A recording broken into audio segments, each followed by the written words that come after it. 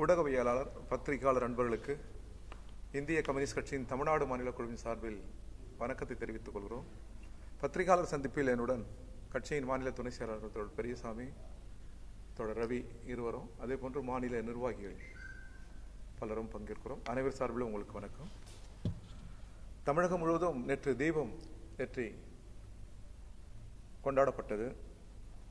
திருப்பரங்குன்றம் இந்த தீப விழாவில் இந்து முன்னணி பதற்றத்தை உருவாக்கி இருக்கிறார்கள்.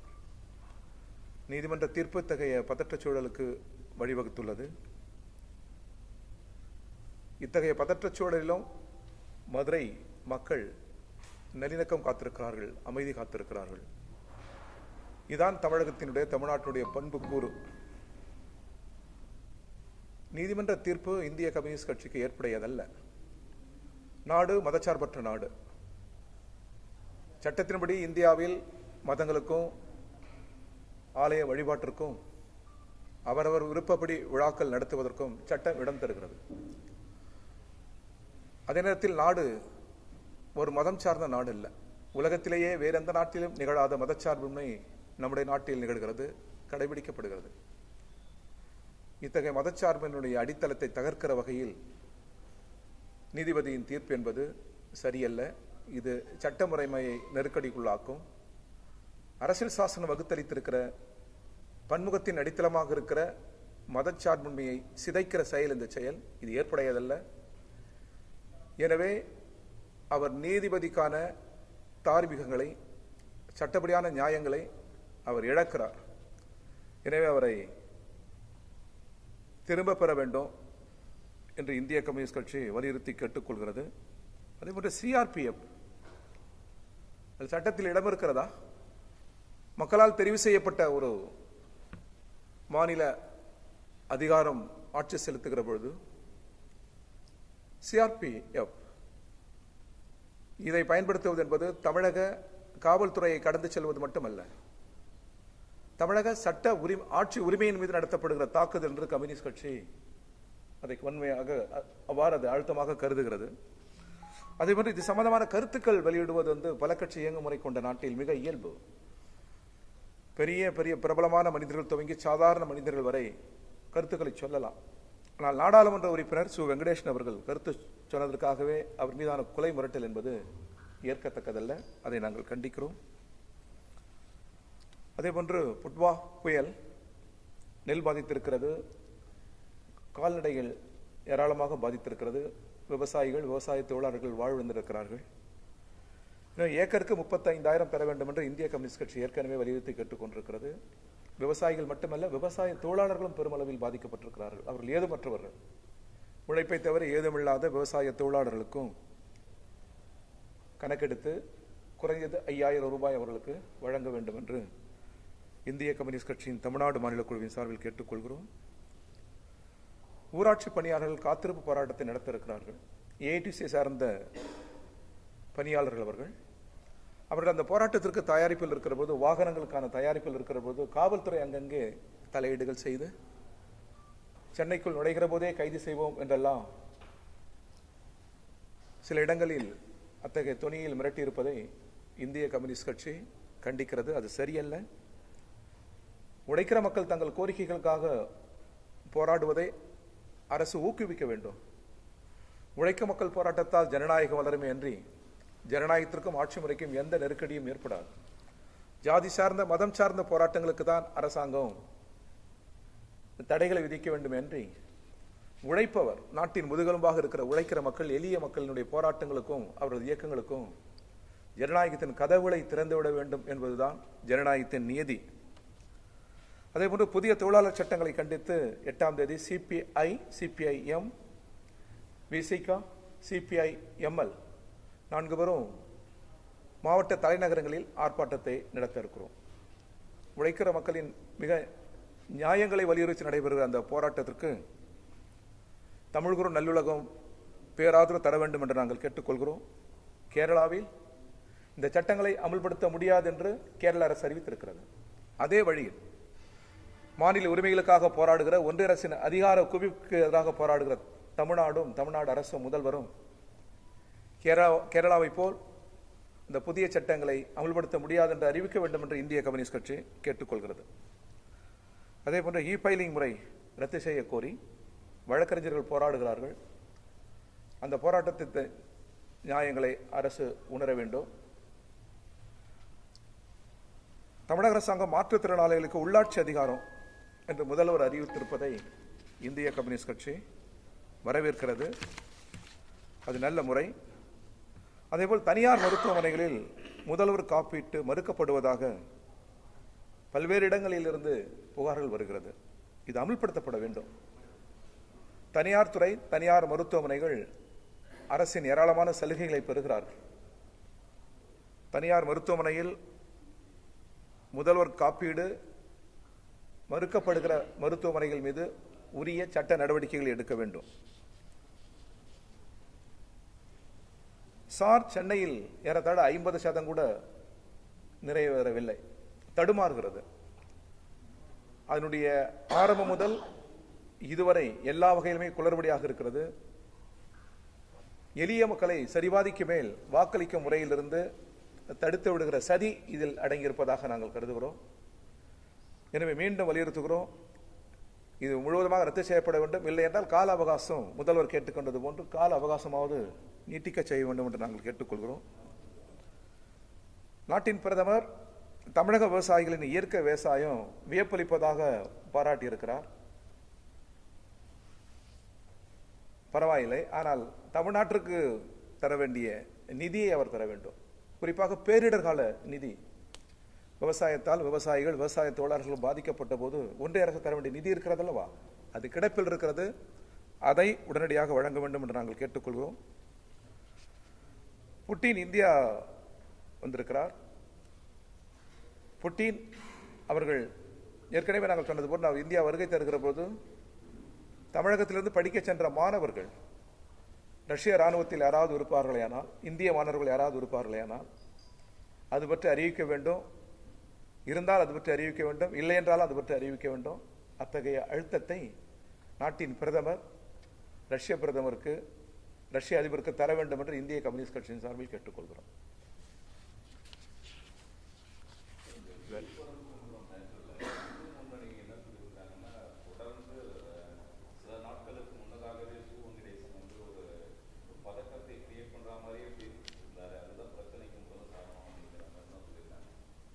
சார், நாடு முழுவதும் நடைபெறுகிற வகுப்பு கலவரங்களுக்கும் சமூக பதற்றங்களுக்கும் வெங்கடேசன் காரணம் அல்ல, சங் பரிவார், இந்து முன்னணி அமைப்புகள் தான் காரணம். இந்து மக்கள் வேறு, இந்து மத அடிப்படைவாதிகள் வேறு. என்னுடைய தாய், என்னுடைய தந்தை, இங்க இருக்கிற எங்கள் குடும்பத்தார் அனைவருமே இந்துக்கள் தான். எப்பொழுதும் போல அவர்கள் வழிபடுகிறார்கள், வணங்குகிறார்கள், விழாக்களை நடத்துகிறார்கள். அதனால் என்ன பிரச்சனை? 100 ஆண்டுகள் ஏதாவது பிரச்சனை ஏற்பட்டிருக்கிறதா மதுரையில்? அல்ல. எனவே மக்களின் வழிபாட்டு உரிமை பாதுகாக்கப்பட வேண்டும்.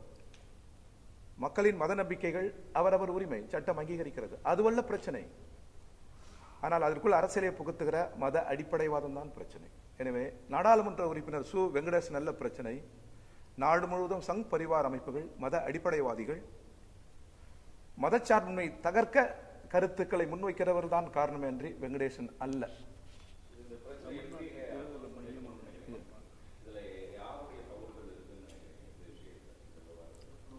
இல்லை, யாருடைய தவறு என்பதை காட்டிலும் எந்த தவறாக இருந்தாலும் மக்களின் ஒற்றுமை பிரித்து விட முடியாது என்பதில் நாங்கள் உறுதியாக இருக்கிறோம். இந்துக்கள், இஸ்லாமியர்கள், கிறிஸ்தவர்கள், வேறு மதத்தினர் அனைவருமே தமிழ் மண்ணில் நல்லிணக்கமாக வாழ்கிறார்கள். இந்து முன்னணி போல் இன்னும் 1000 முன்னணிகள் வந்து பிரச்சனைகளை உருவாக்கினாலும் மக்கள் இந்த ஒற்றுமையை சிதைத்து விட மாட்டார்கள், இந்த நல்லிணக்கத்தை கெடுத்து விட மாட்டார்கள். எப்பொழுதும் போல் மிக உறுதியாக நல்லிணக்கத்தோடு இருப்பார்கள். அதுவும் மதுரை பூமி மிக மிக நல்லிணக்க பூமி. நீதிபதி அவர்கள் சட்டத்தின்படிதான் தீர்ப்பு வழங்கியிருக்க வேண்டும். சட்டத்தின்படி அல்லாவிட்டாலும் அவர் இறை நம்பிக்கையாக இருந்தால் குறைந்தபட்சம் இறையியல் அறநெறியில் இருந்தாவது தீர்ப்பளித்திருக்க வேண்டும். மிக தவறான தீர்ப்பளித்த காரணத்தினால்தான் மதுரை எரிந்தது. அதிலிருந்தாவது அவர் பாடங்களை அவர் எடுத்திருக்க வேண்டும். தமிழ்ச்சபை பல ஆயிரம் ஆண்டுகளுக்கு முன்னால் அதனுடைய குறியீடு நக்கீரன், கடவுளே தோன்றி நெற்றிக்கண்ணை காட்டிய பதிலும் குற்றம் குற்றமே என்று சொன்ன தீர்ப்பளித்த தமிழ்ச்சபை வீற்றிருந்த மண் மதுரை மண். அங்கிருந்தாவது அவர் நீதியை பெற்றிருக்க வேண்டும். ஒன்று சட்டத்திலிருந்து நீதியை பெற்றிருக்க வேண்டும், அல்லது இது போன்று மதம் சார்ந்த அல்லது புராதனங்கள், இலக்கியங்கள் சார்ந்த, வரலாறு சார்ந்த அறநெறியில் இருந்தாவது அவர் நீதியை பெற்றிருக்க வேண்டும். இரண்டில் இல்லாமல் அவர் சாய்வு நாற்காலியில் அமர்ந்து, மத அடிப்படைவாதம் என்கிற சாய்வு நாற்காலியில் அமர்ந்து அவர் தீர்ப்பளித்திருப்பதாக நாங்கள் கருதுகிறோம்.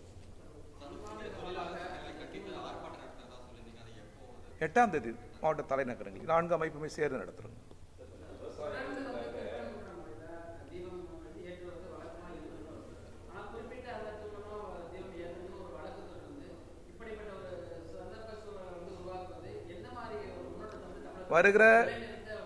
வருகிற தமிழக சட்டமன்ற தேர்தலை மனதில் வைக்கிறார்கள். இதன் மூலமாவது திமுக கூட்டணியை வீழ்த்த முடியும், தோற்கடிக்க முடியும் என்று அவர்கள் கருதுகிறார்கள். ஒருபோதும் அது நடக்காது.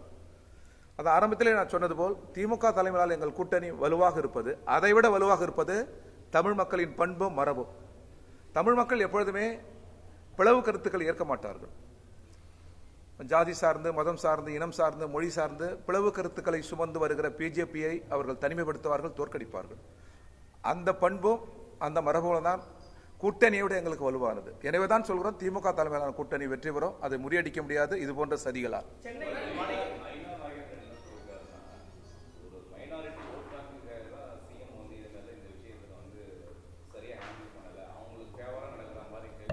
இது 30-40 ஆண்டுகளாக திமுக மீது சொல்லப்படும், அதான் 30-40 ஆண்டுகளாக திமுக மீது சொல்லப்படுவது. இது இந்த 100 ஆண்டுகளில் என்றைக்காவது இந்த பதற்றம் ஏற்பட்டிருக்கிறதா? இஸ்லாமியர்கள் அவரது வழிபாட்டு தலங்களில் தீபங்களை ஏற்ற அனுமதிக்கிறார்கள். அதை நீங்க அனுமதிச்சு பேசியிருந்தாக்கா அந்த தர்கா மீதே தீபத்தை ஏற்றுங்கள் சொல்லுவார்கள். அப்படின்னு நல்லிணக்கம் தெரியாத மக்கள் அல்ல சிறுபான்மை மக்கள். அதே போன்ற இந்துக்களில் பெரும்பான்மையானவர்கள் அனுசரிப்பு குணம் கொண்டவர்கள் தான். அவர்கள் யாரும் இஸ்லாமியர்களை வெறுக்கிறவர்கள் அல்ல. சட்டத்தை விட ஆயிரக்கணக்கான இந்துக்கள் தான் பாதுகாப்பு சிறுபான்மை மக்களுக்கு. இதை குறிவைத்து சிதைக்கிற முயற்சியில் தான் ஒன்றிய அரசும் ஈடுபடுகிறது. RSS, பிஜேபி, இந்து முன்னணி போன்ற சங் பரிவார் குழுமங்களும் ஈடுபடுகிறது. இதுதான் ஆபத்து என்று நாங்கள் சுட்டி காட்டுகிறோம். சொல்லுங்க சார், வேற ஏதாவது?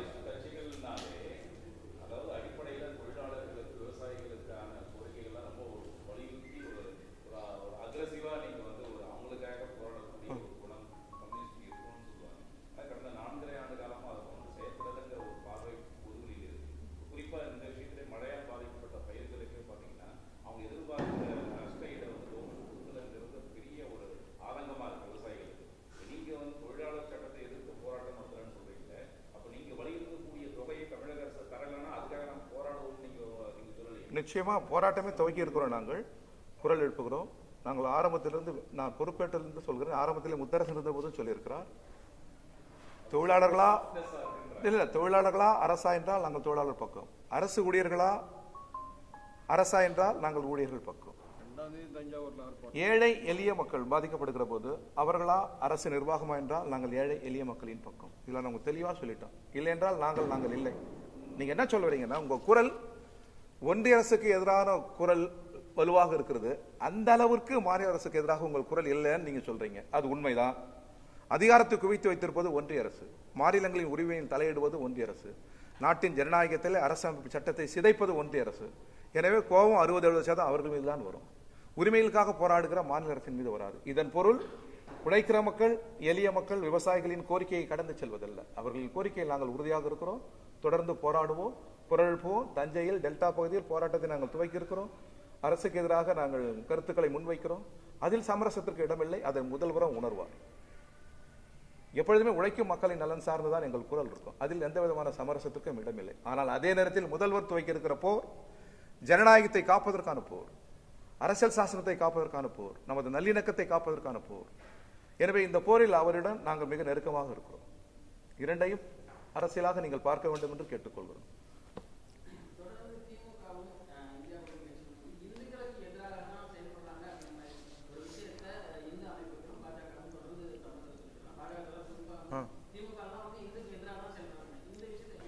இப்போ எங்க அம்மா இந்து, அப்பா இந்து, நான் உங்களுக்கு எதிராக செயல்படுவேன்னா?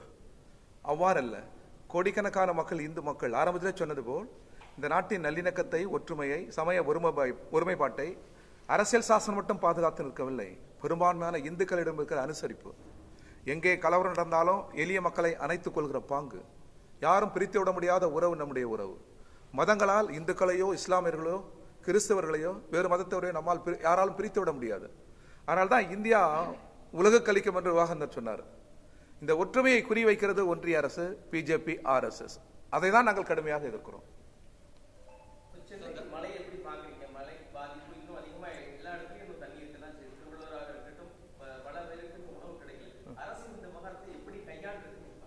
இல்லை, தொடர் பேரிடர் காலங்கள் வருகிற போது அரசாங்கத்தினுடைய கட்டமைப்புகள் அதற்கு தயாராக இருக்க வேண்டும், நவீனப்பட வேண்டும். இன்னும் பேரிடர் கால கொள்கைகள் வகுக்க வேண்டும். நம்ம அதை எவ்வாறு மக்களை பாதுகாக்க வேண்டும் என்பதில் இன்னும் பல வளர்ந்த நாடுகள் பல்வேறு முன்னேற்றமான சூழலில் இருக்கிறார்கள். இதையெல்லாம் நாம் தமதாக்கிக்கணும். அதில் நம்ம நிறைய லெசன் பண்ணணும்.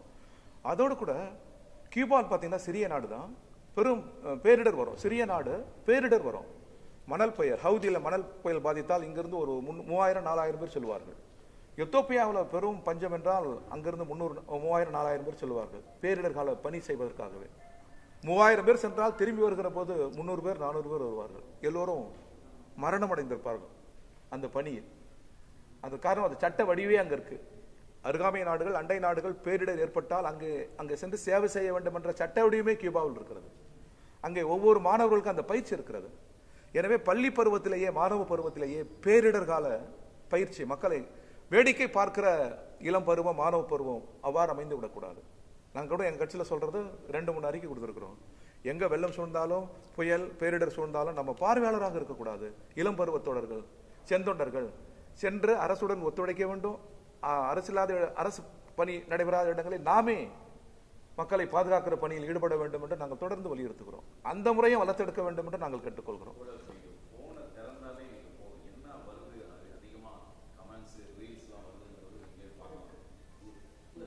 இல்ல சொல்லுங்க, இல்ல நீங்க சொல்லுங்க. ஆமா ஆமா,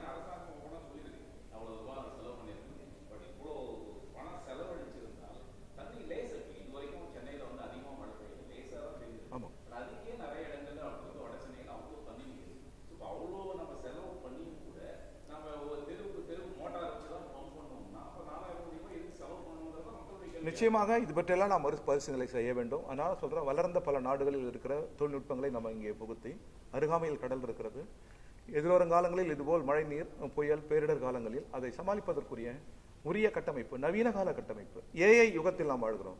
அதற்குரிய கட்டமைப்பை தலைநகர் சென்னை பண்பாட்டு பூமியாக இருந்தாலும் ஒரு நுட்ப பூமியாக, இன்றைய தகவல் தொழில்நுட்ப பூமியாக அது மாற வேண்டும். அதற்கு அரசு ஒத்துழைக்க வேண்டும். அதற்கு உரிய நிதியை ஒன்றிய அரசு உடனடியாக வழங்க வேண்டும். மதுரை போல், கோவை போல் எந்த விதமான காழ்ப்பும் இல்லாமல் தமிழக அரசாங்கத்திற்குரிய நிதியை அது வழங்க வேண்டும். அடுத்து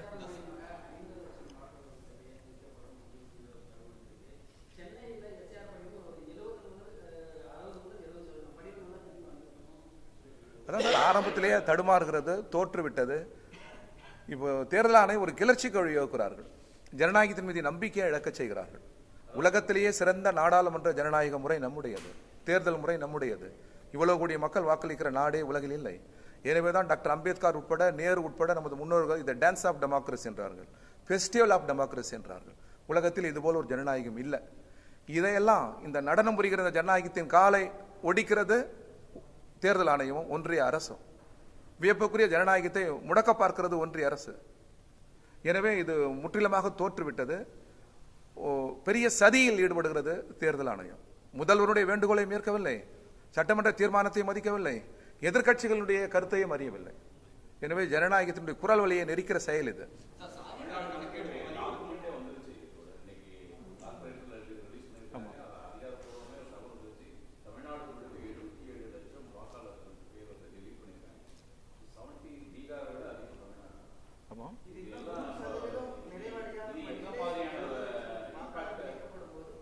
இதைதான் முதல்வர் சொன்னார், இதைதான் எதிர்கட்சிகள் சொன்னோம், இதைதான் அறிஞர்கள் சொன்னார்கள். கிளர்ச்சி வடிவம் தான், மக்கள் போராடுகிற கிளர்ச்சி வடிவம் தான், வேற வழி இல்லை. கடைசி வரி எங்கே? நீதிமன்றம் பார்த்து கொண்டு இருக்கிற பொழுது ஜனநாயகத்தின் கருவலை தேர்தல் ஆணையம் அதுதான் ஜனநாயகமா நடத்தணும். அதுவும் தேர்தல் ஜனநாயகத்தின் குரல் வழியை நெரிக்கிற பொழுது வேறு வழி என்ன? மக்கள் தான் ஜனநாயகத்தில் எஜமானர்கள், அவர்கள் தான் அந்த கிளர்ச்சி வடிவத்தை தூண்டுகிறார்கள்.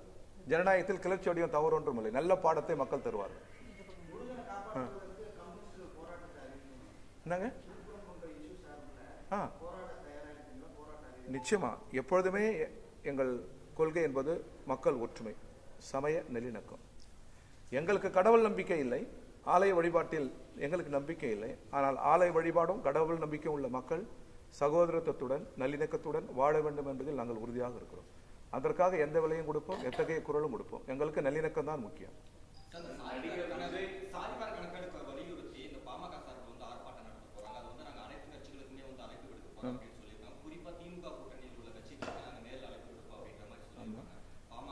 ஆமாம், நல்லது. ஜாதிவாரி கணக்கெடுப்பு நல்லது தான். இது வர்க்கங்களான சமூகம் மட்டுமல்ல, ஜாதிகளான சமூகமும். எனவே அந்த கணக்கெடுப்பு தேவை. ஜாதிகளில் ரொம்ப பின்தங்கிய ரொம்ப வறுமையில் இருக்கிறவர்களை கண்டறிவதற்கு அது உதவும். நல்லது தான். அதே நேரத்தில் ஜாதிகளற்ற வர்க்கங்களற்ற சுரண்டலற்ற ஒரு சமூகத்தை நோக்கி செல்ல வேண்டும் என்பது எங்கள் கொள்கை.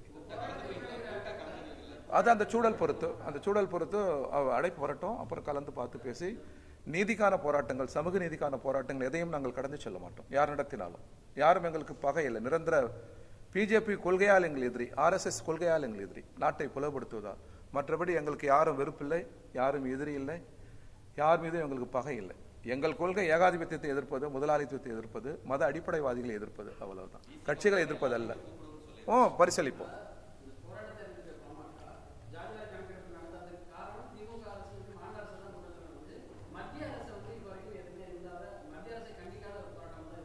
இப்போ கண்டிப்பாங்க, மெல்ல இப்போ கண்டிஸ்டார் இல்லைங்களா, தேர்தல் ஆணையத்தை கண்டிஸ்டார் இல்லைங்களா. எனவே மெல்ல மெல்ல நீதியின் பால் வரணும், உண்மையினால் வரணும், வந்துருவாரு. ஓகே.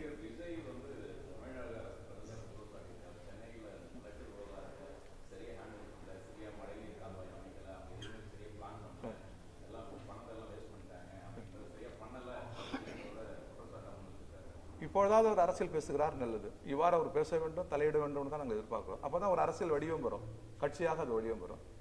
ஃபர்ஸ்ட் ஸ்டெப் வச்சிருக்கிறாரு. ஜனநாயகத்தில் எதிர்கொள்ளலாம், வரைவர்க்கலாம், பகையாக பார்க்கக்கூடாது. ஓகே, அடுத்து. ஓகேவா? சரி.